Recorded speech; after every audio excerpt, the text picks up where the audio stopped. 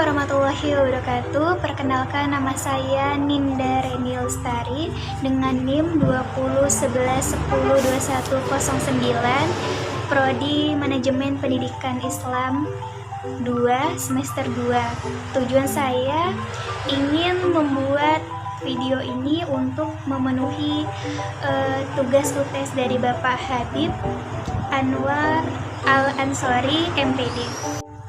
Yang pertama, ada jelaskan Tuhan, manusia, dan alam. Jelaskan dengan kacamata filsafat pendidikan Islam. Kata Tuhan merujuk kepada sesuatu zat abadi dan supranatural. Biasanya dikatakan mengawasi dan memerintah manusia dan alam semesta atau jagat raya. Tuhan adalah sesuatu yang terdapat dalam pikiran manusia. Selanjutnya, ada pengertian manusia. Dalam Al-Quran, manusia disebut dengan nama yang pertama, insan, ins, nas, dan unas.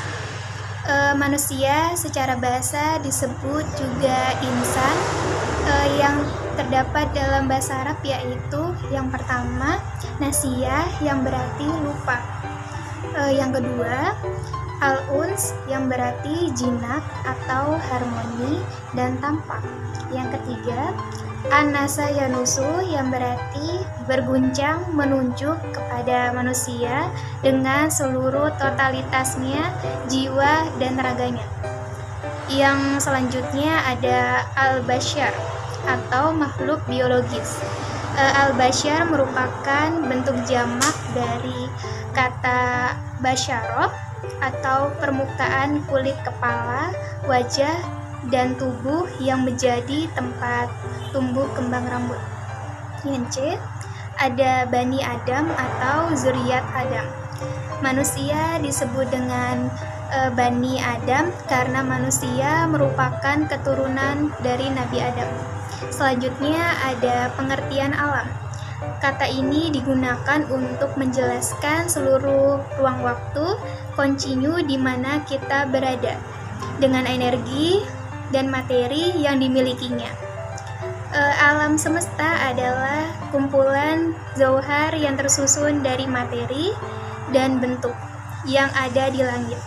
Nomor 2, deskripsikan ruang lingkup dalam kajian filsafat pendidikan Islam dan jelaskan filsafat pendidikan Islam dari segi ontologi, epistemologi, dan aksiologi. Pembahasan tentang ruang lingkup filsafat pendidikan Islam sebenarnya merupakan pengkajian dari aspek ontologis filsafat pendidikan Islam. Secara makro, yang menjadi ruang lingkup filsafat pendidikan Islam adalah yang tercakup dalam objek material filsafat, yaitu mencari keterangan secara radikal mengenai Tuhan, manusia, dan alam yang tidak bisa dijangkau oleh pengetahuan biasa.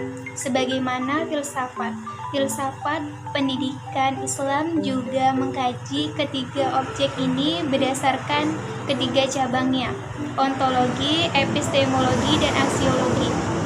Yang pertama, ontologi adalah ontologi terdiri dari dua suku kata, yakni ontos dan logos. Ontos yang berarti sesuatu yang terwujud dan logos yang berarti ilmu. Jadi, ontologi dapat diartikan sebagai ilmu atau teori tentang wujud hakikat yang ada. Yang kedua, ada epistemologi, adalah berasal dari kata episteme yang berarti pengetahuan dan logos yang berarti ilmu. Jadi, epistemologi adalah ilmu yang membahas tentang pengetahuan dan cara memperolehnya. Yang ketiga, ada aksiologi, adalah berhubungan dengan penggunaan ilmu tersebut dalam rangka memenuhi kebutuhan manusia berikut manfaatnya bagi kehidupan manusia. Yang ketiga, ada jelaskan perbedaan antara filsafat pendidikan Islam dan filsafat pendidikan Barat dalam hal proses belajar mengajar, B. konsep pendidikannya, C. tujuan akhir pendidikannya. Yang A, itu proses belajar mengajar. Dalam filsafat pendidikan Islam, aktivitas belajar mengajar ialah amal ibadah berkaitan erat dengan pengabdian kepada Allah. Dalam filsafat pendidikan baratnya, karena sekularistik dan materialistik, maka motif dan objek belajar mengajar semata-mata masalah keduniaan. Nyambe konsep pendidikannya. Dalam filsafat pendidikan Islamnya, Islam mengaitkannya dengan pahala dan dosa karena kebajikan dan akhlak mulia merupakan unsur pokok dalam pendidikan Islam. Sedangkan dalam filsafat pendidikan baratnya, barat pada umumnya tidak mengaitkan pendidikan dengan pahala dan dosa.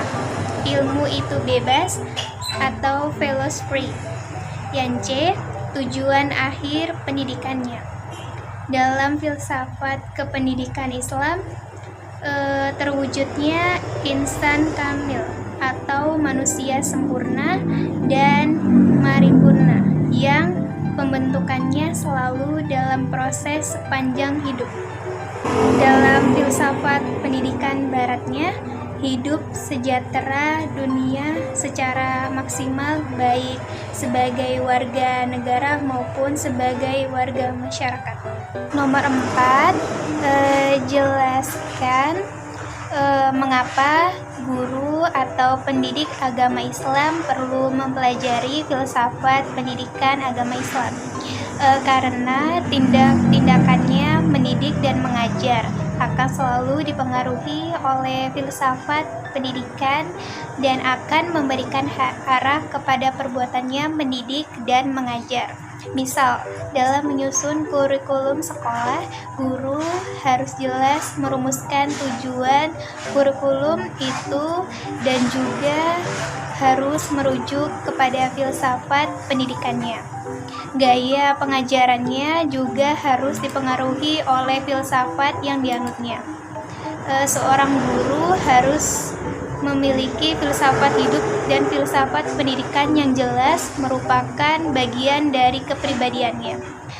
Dan karena filsafat pendidikan Islam merupakan alat yang penting bagi guru PAI untuk menganalisis, membedah, dan sebagai dasar bagi guru dalam upaya pengembangan segala hal yang berhubungan dengan PAI.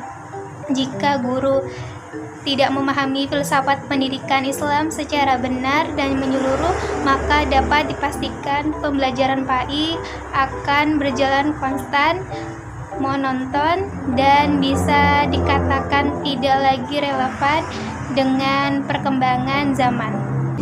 Nomor 5, jelaskan dan berikan argumentasi Anda tentang pendidikan Islam dalam perspektif. A. Al-Ghazali. Jadi, pendidikan Islam menurut saya tentang Al-Ghazali merupakan pendidikan yang ingin dijadikan manusia menjadi insan yang paripura yang nantinya akan dicapai hidup bahagia di dunia dan di akhirat dengan bertakarub kepada Allah melalui ilmu yang sudah dia dapatkan lewat proses pendidikan. B. Ibnu Khaldun menganggap bahwasannya pendidikan merupakan hakikat dari eksistensi manusia. Berpendapat bahwa pendidikan upaya untuk memperoleh suatu kepandaian, pengertian, dan kaidah-kaidah yang baru. C. Kiai Haji Hashim Asy'ari. Pendapat saya lebih memperlihatkan kepada perpaduan antara teoritisi dan praktisi. Sebagai teoritisi terlihat sebagai gagasan pemikirannya yang didasarkan pada kebutuhan masyarakat serta situasi kultural pada zamannya. Sedangkan praktisi terlihat pada upaya pelaksanakan gagasan dan pemikirannya itu. Baik, begitu saja yang dapat saya sampaikan. Kurang lebihnya saya mohon maaf. Wassalamualaikum warahmatullahi wabarakatuh.